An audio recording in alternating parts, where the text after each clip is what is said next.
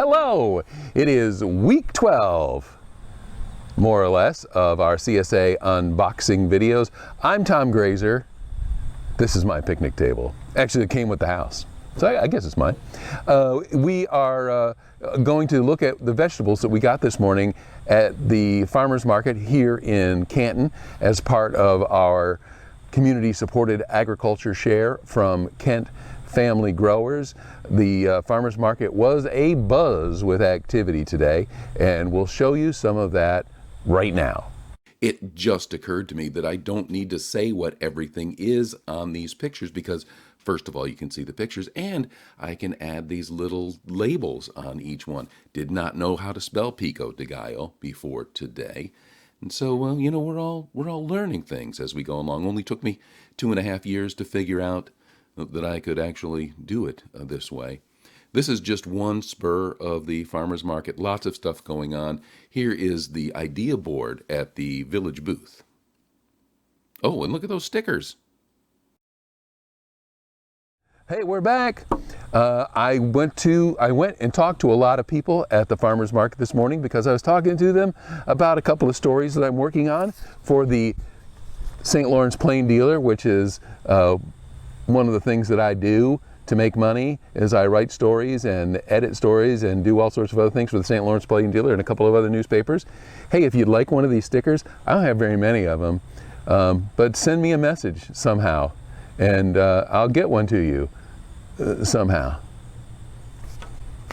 If you don't have a subscription to the St. Lawrence Plain Dealer, here's the phone number that you need to call and ask for your subscription. You can subscribe to any of the fine products that are produced by Johnson Newspapers and the Watertown Daily Times and all those fine folks. Just call this number and some very friendly person will be happy to take care of you.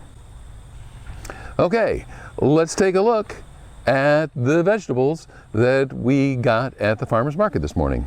I'm gonna put this over here for us to look at later. Things I plan to do and then never do. Straighten stuff out in the basket. This is kale. Kale. We get it every week. Loved by some, tolerated by many. Kale. It's the kaliest thing we have today. We're on our melon journey. Oh my goodness. I just saw something I didn't want to see. We're on our melon journey. This is a cantaloupe. Feels heavier than it looks. I say that all the time. That's how you tell it's ripe. My dad used to go like this to melons, and that's how he determined their ripeness. I don't know. We always ate everything he got because that's what we do.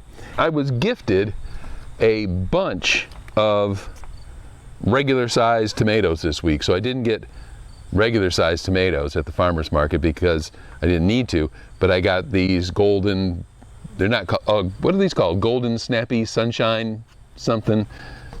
They're really sweet. They taste like candy. Cherry tomatoes, and there are a whole bunch in the bottom of the box here, and several of them were squished by the cantaloupe. It's horrible. Carnage, carnage. But that is the price you pay for not taking care of things properly. Here I have a head of green leaf lettuce. A giant head of green leaf lettuce. Take us to your green leaf lettuce leaders. Some more tomatoes. I'll have to go in here and get the smooshed ones out later. I literally cannot remember, even though it was just a few hours ago. So much happens. Look at this head of broccoli. Look at how big that stem is. I like every single bit of the broccoli, and I cannot wait to eat that. That's a good looking broccoli. This is the week of the many-hued vegetables. The yellow peppers are in, the yellow-green peppers. A pound, I think, was the share, and so it was just these two. Yeah, that's about right.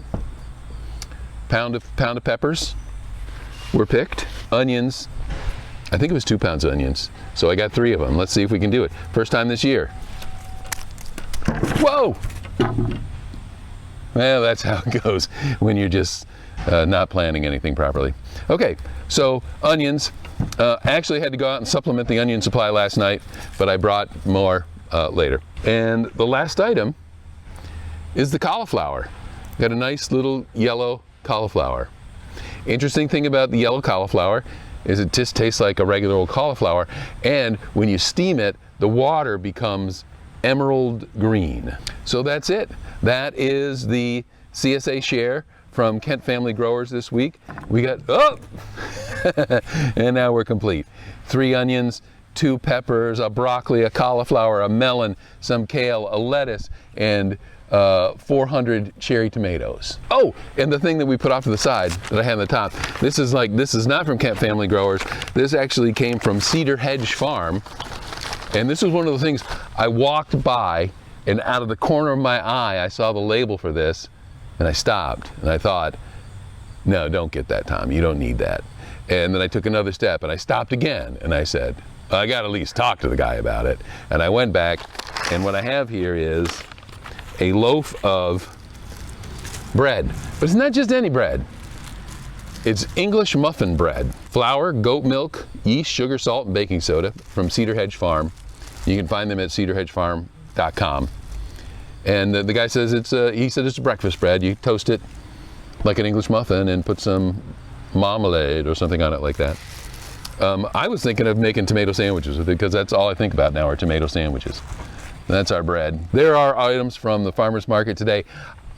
I was there for a long time because like I said, I talked to a fellow about composting who actually has a composting drop-off site set up at the Canton Farmers Market. So if you need to drop off compost, or not compost, drop off the stuff that you make compost from, food waste and things like that, stop in at the Farmers Market on Friday, and Corey Vineyard will be there to take it from you. And then I also stopped off at the Village Planning Office, had a booth set up today, and they are accepting ideas for the application for the Downtown Revitalization Initiative and the New York Forward competition for money from the state. And there'll be a couple of meetings later on this week. If you look in the Plain Dealer, you'll be able to see where those are, or any of the other newspapers around the area, or you can look on our website, or you can look on the website of the county government. That's cantonnewyork.gov, cantonny.gov. So I was there a long time. There's so much to do at the farmer's market. It's like a fair. But anyway, let's get to the whole reason we're here, and that is the weird food combinations. Last week, as you'll recall, we had the hunting camp hors d'oeuvre that was really good. Tasty, tasty, tasty. Well, this week we're back to this stupid list of Reader's Digest items, which have like the strange things. So far we've eaten banana with ketchup on it. We've eaten a banana with mayonnaise. We put mustard on a slice of watermelon.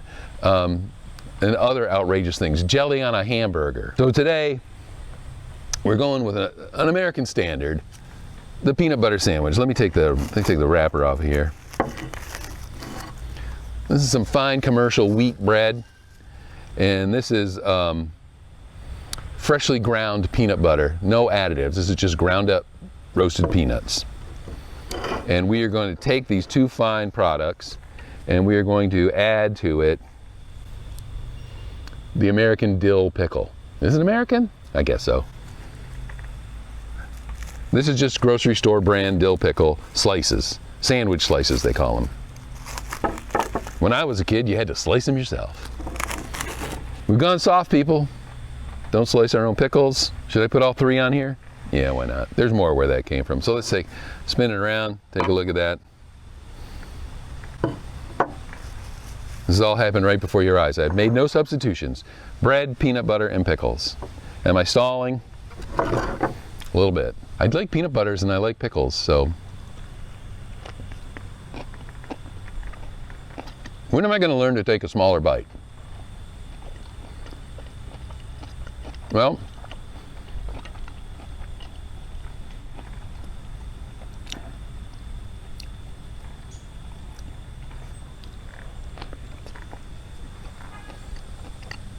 it takes 2 bites to really study this.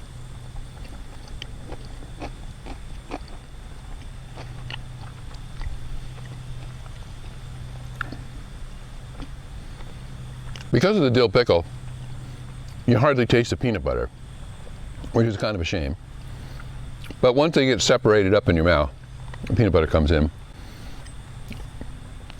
Once again, what we've learned is if you put things together, they don't necessarily go together.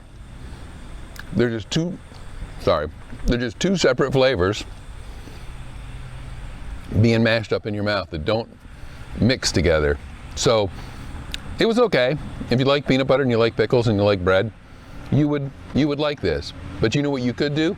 You can make a proper peanut butter sandwich or a peanut butter and jelly sandwich and have a slice of dill pickle on the side.